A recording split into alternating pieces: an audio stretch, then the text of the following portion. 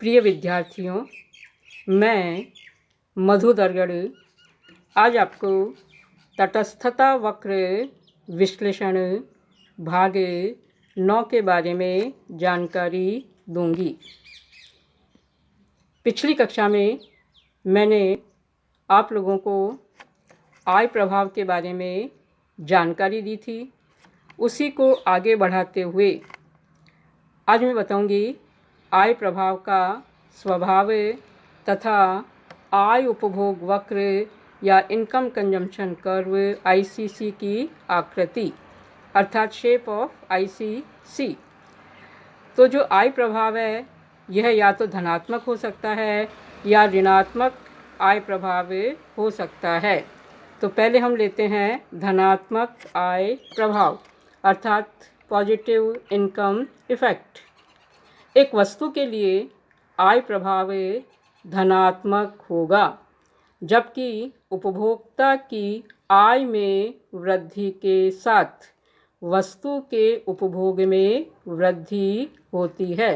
ऐसी वस्तुएं जिनका धनात्मक आय प्रभाव होता है उनको सामान्य या श्रेष्ठ वस्तुएं कहते हैं।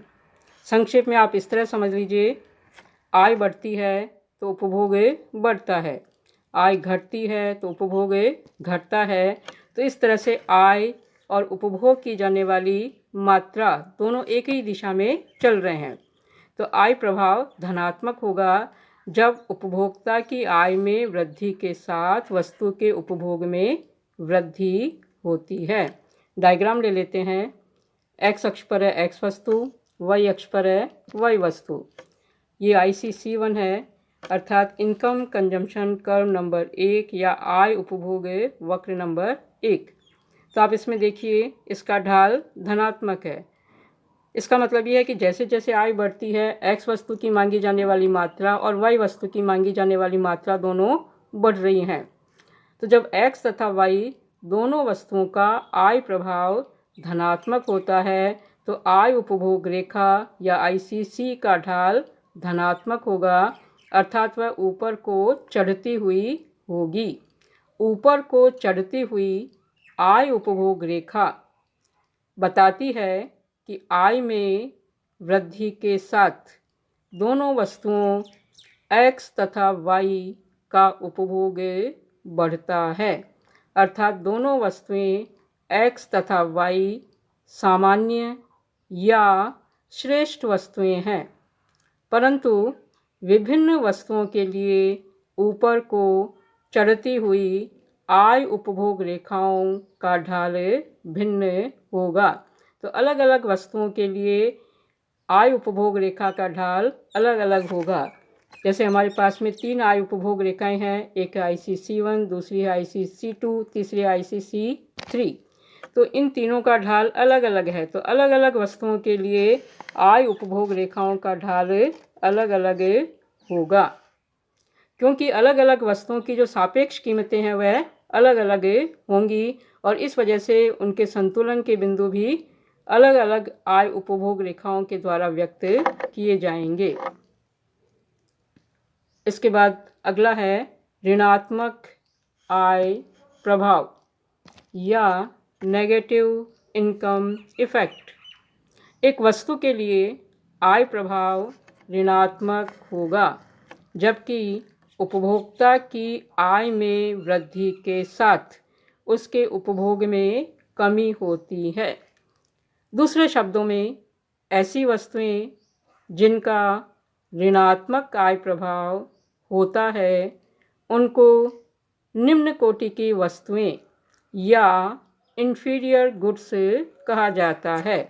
संक्षेप में आप इस तरह समझ लीजिए कि जब आय बढ़ती है तो उपभोग की जाने वाली मात्रा घटती है, दोनों विपरीत दिशा में चल रहे हैं। या आय घटती है तो उपभोग की जाने वाली मात्रा बढ़ती है। तो एक वस्तु के लिए आय प्रभाव ऋणात्मक होगा जबकि उपभोक्ता की आय में वृद्धि के साथ उसके उपभोग में कमी होती है। डायग्राम ले लेते हैं। इस डायग्राम में वस्तु x निम्न कोटि की है यह दिखाएंगे। तो x अक्ष पर है x वस्तु, y अक्ष पर है y वस्तु। ये है ICC1 अर्थात इनकम कंजम्पशन कर्व नंबर 1 या आय उपभोग वक्र नंबर 1। तो आप देखिए यह आय उपभोग वक्र O से M बिंदु तक धनात्मक ढाल रखता है, अर्थात जैसे जैसे आय बढ़ेगी तो X वस्तु की मात्रा भी बढ़ रही है और Y वस्तु की मात्रा भी बढ़ रही है। लेकिन इस M बिंदु के बाद में X वस्तु की मांगी जाने वाली मात्रा घट रही है। तो आय तो बढ़ी है लेकिन X की मांगी जाने वाली मात्रा घटी है और इस वजह से यहाँ वस्तु X निम्न कोटि की है। इसके बाद अगला डायग्राम है। इस अगले डायग्राम में वस्तु Y निम्न कोटि की है, ये दिखाएंगे। तो X अक्ष पर है X वस्तु, Y अक्ष पर है Y वस्तु। ICC2 है इनकम कंजम्पशन कर्व नंबर 2 या आय उपभोग वक्र नंबर 2। तो यह O बिंदु से K बिंदु तक धनात्मक ढाल रखता है, अर्थात जैसे जैसे आय बढ़ती है X की मात्रा भी बढ़ी है और Y की मात्रा भी बढ़ी है। लेकिन इस K बिंदु के बाद यह नीचे की तरफ आ रहा है। इसका मतलब यह है कि जैसे जैसे आय बढ़ रही है वैसे वैसे Y वस्तु की मात्रा घट रही है। तो यहाँ वस्तु Y निम्न कोटि की है। जो आय उपभोग वक्र के प्रमुख स्वरूप हैं वे इस तरह से हो सकते हैं। तो ये डायग्राम दिया है। इस डायग्राम में X अक्ष पर है X वस्तु, Y अक्ष पर है Y वस्तु।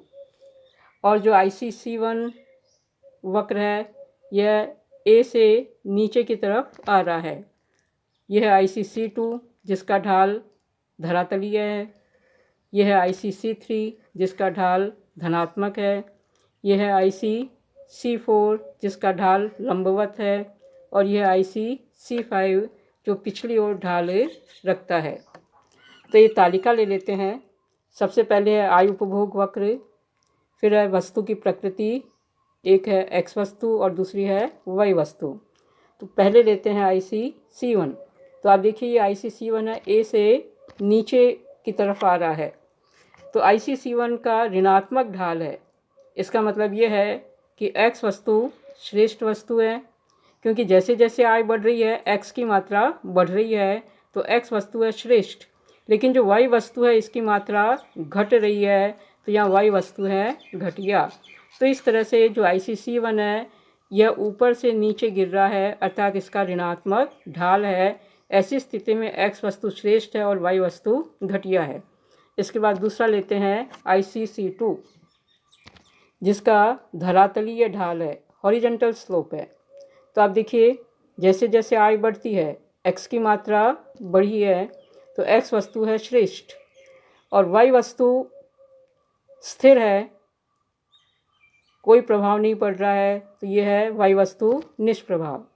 इसके बाद तीसरा लेते हैं ICC3, इसका ढाल है धनात्मक, तो ये ऊपर की तरफ उठ रहा है। तो जैसे जैसे आय बढ़ती है X की मात्रा भी बढ़ी है तो X वस्तु है श्रेष्ठ और Y की मात्रा भी बढ़ी है तो Y वस्तु भी है श्रेष्ठ। इसके बाद लेते हैं ICC4, ये लंबवत ढाल है, वर्टिकल स्लोप है। तो आप देखिए जैसे जैसे आय बढ़ती है X की मांगी जाने वाली मात्रा उतनी ही है, उस पर कोई प्रभाव नहीं है, तो X वस्तु है निष्प्रभाव और जो Y वस्तु की मात्रा है यह बढ़ी है तो Y वस्तु हो जाएगी श्रेष्ठ। और पांचवा है ICC5, इसका ढाल पिछली ओर है, यह A से पीछे की तरफ जा रहा है। तो जैसे जैसे आय बढ़ती है X की मांगी जाने वाली मात्रा घटी है तो X वस्तु है यहाँ पर घटिया और जो Y वस्तु है इसकी मांगी जाने वाली मात्रा बढ़ी है तो यहाँ Y वस्तु हो जाएगी श्रेष्ठ। तो इस तरह से इस डायग्राम में हमने आय उपभोग वक्र के प्रमुख स्वरूप के बारे में जानकारी दी है।